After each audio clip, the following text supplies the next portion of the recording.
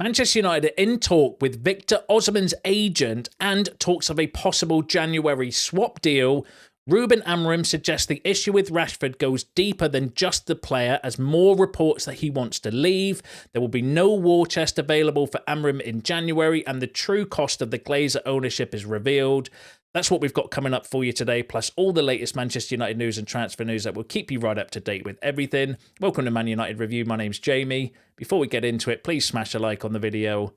Let's jump straight into it. So I'm going to kick off with the Rashford stuff. I know some of you are sick of it, but I thought there was a really interesting interview yesterday from Amorim and an update from another source, which kind of might shed a little bit of light on actually what's going on with the whole Rashford situation. So Ruben Amorim himself did an interview on Sky Sports where he had the following to say. It's a difficult situation. I understand that these players have a lot of people around them and they make choices that sometimes don't come from them first. I can put things into perspective. I'm always there to help Marcus or any other player. They have to do what they have to do.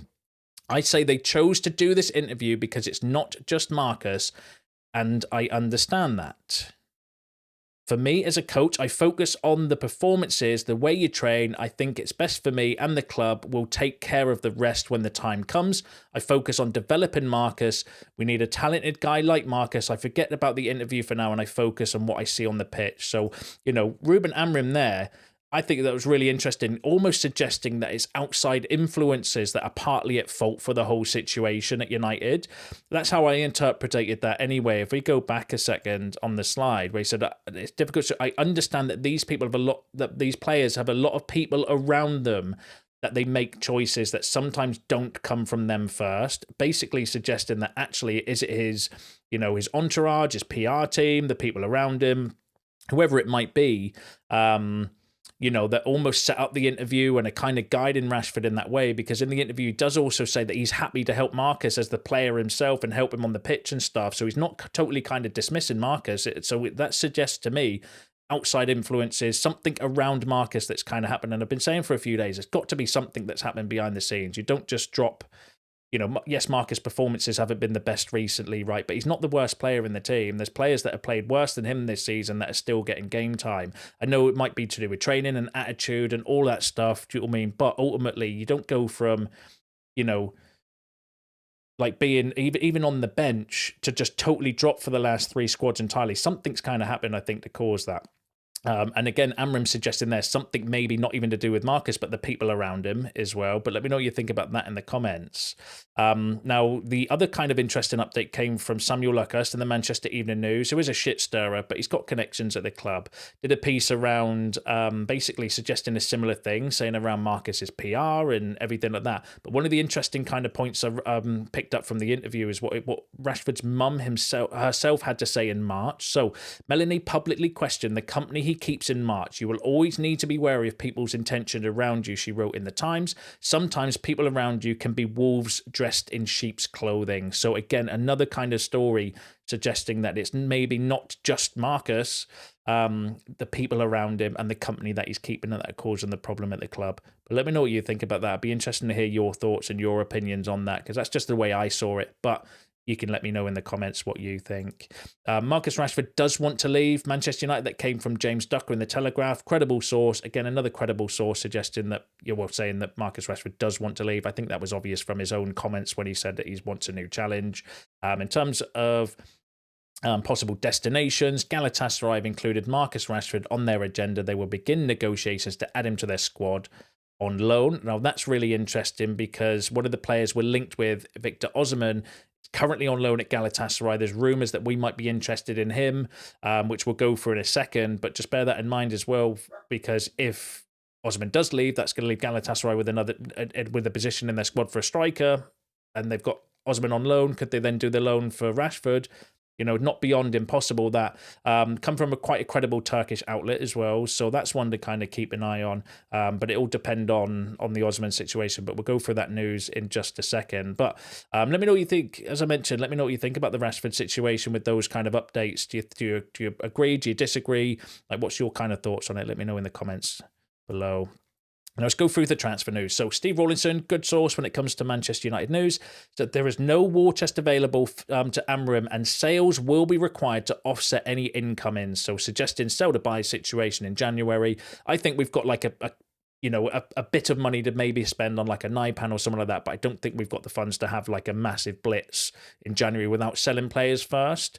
But not just through the player sales, i.e. the transfer money that we get. Although someone like Rashford, for example, is homegrown profit, so that does help massively, but also wages as well, like getting rid of Ericsson, Lindelof, bought those stories the other day.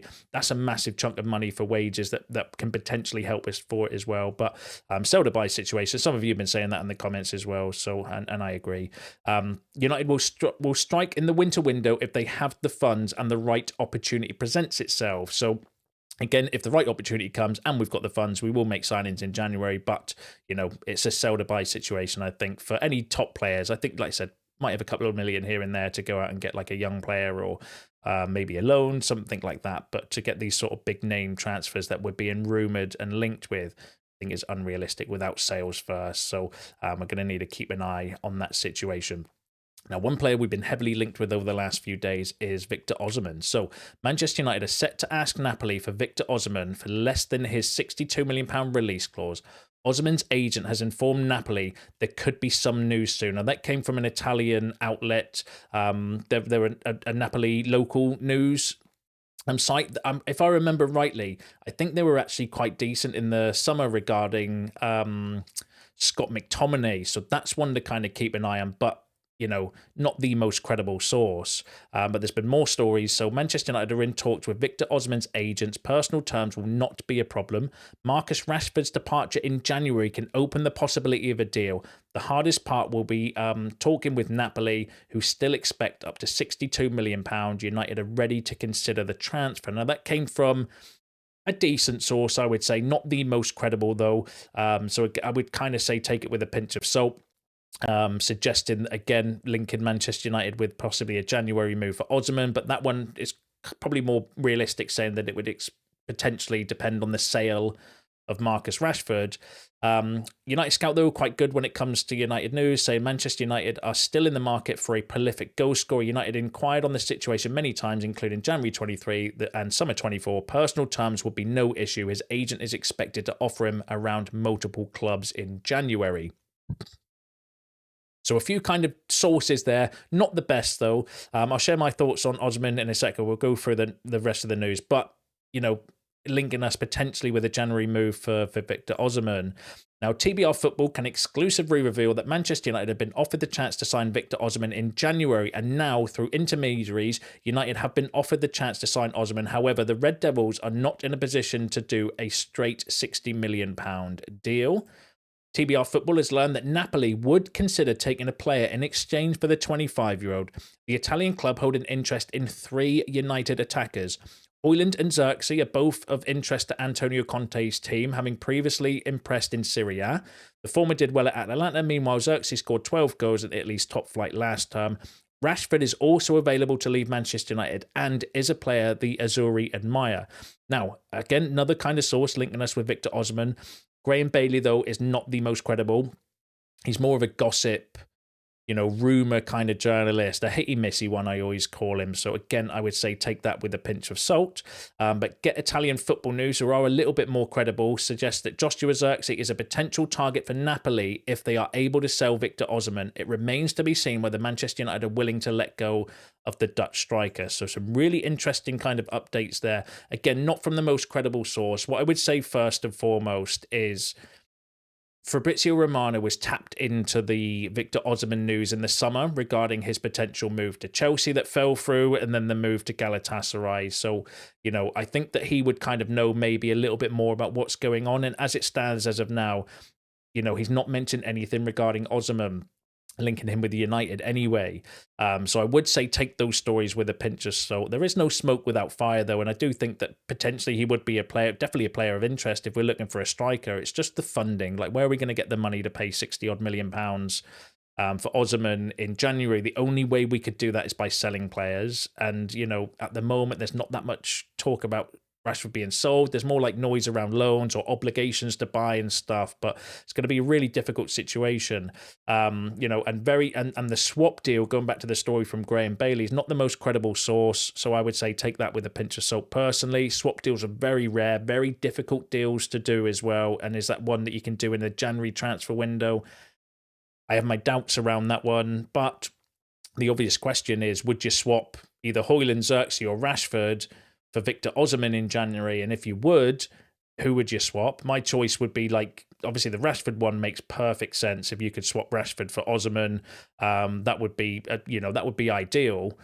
But again, swaps don't really happen, so it's not really something that is frequent in football. And then Zirkzee, I would keep Hojlund. I think he's got development in him. Younger, he's a great finisher. He just needs to work on the other aspects of his game, but he's got development in him. Zirkzee's not exactly hit the ground running as well. There was a story today he might have had a relationship breakup as well. So if he wants to go back to Italy, then I wouldn't be against doing that. But for me, Hojlund, no. But Zirkzee or Rashford, I would swap for Osimhen in a heartbeat personally. But what would you do? Let me know in the comments. And let's go through. These next stories kind of infuriated me, so apologies. All right, so first of all, Manchester United's full accounts for last season revealed the club have reported losses totalling £358 million before tax for the last 5 years, largely a consequence of heavy investment in the first team squad, with more than £900 million spent on new signings during that term. That is absolutely ridiculous, isn't it, when you see the figures? Obviously, we knew that anyway. That's not necessarily breaking news. But £900 million to take us to 13th in the league. All I want to say is just well done, the Glazer family, Ed Woodward, Richard Arnold, John Murtagh. Congratulations. Your massive investment has taken us to the grand heights of 13th in the Premier League. And it just kind of highlights how wasteful we have been with money and transfer fees. And, you can go through the list of players that we've wasted money on. It's never ending. And how many of those players are actually still at the club as well? I mean, it's ridiculous, the amount of wastage. But that's not as bad as the next story, which is even more wastage. Manchester United have spent £815 million on interest payments since the Glazers' 2005 takeover. Money that could have funded a new stadium. This is over 3 times greater than any other Premier League club in the same period. And they mentioned Arsenal there. Now, that's James Ducker from The Telegraph. Very credible source. £815 million in interest. That's dead money. That is literally just balling that up and throwing it in the bin because it's just interest on the debt. It's not going anywhere apart from in the bank's pockets. That's the only place that money's going. And I know INEOS have got a lot of criticism. There's a story that I was quite kind of disgusted with on them in a second.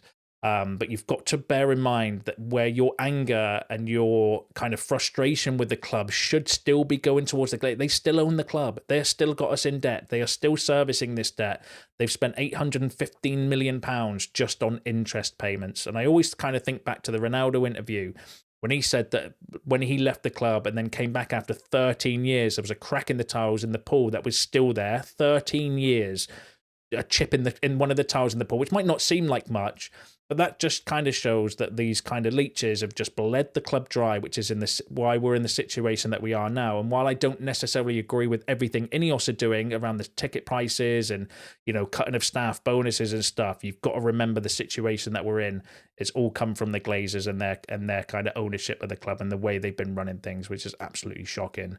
And another shocking story is that Manchester United have been hit by an infestation of mice at Old Trafford. Drop-ins were discovered on a recent visit by hygiene inspectors, and the club has been given a 2-star rating. Inspectors found evidence of mice activity in the ground-level corporate suites and in a kiosk that sells food to fans on the concourse. Amazing kind of news from the club.